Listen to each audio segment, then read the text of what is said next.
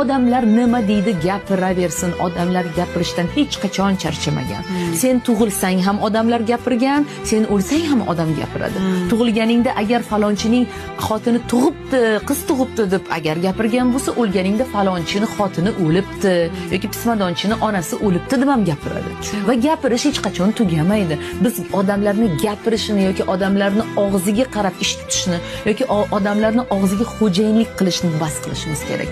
Va mana shu yerda o'zimizga men ruxsat beryapman. Insonlar men haqimda nimaga o'ylasa o'ylasin, men bunga ruxsat beraman, roziman va menga bu bilan ishim yo'q.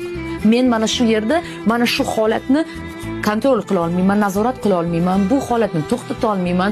Ularga kelib har biriga o'zimni oqlab, men aslida unaqa ayol emasman, to'xtanglar deb men isbotlamayman. Isbotlagim ham kelmayapti deysan-da, mana shu yerda buni qo'yib yuborib, nima qilishni boshlaysan? Hayotingni o'zing xohlaganingcha, istaganingcha, bilganingcha yashashni boshlaysan.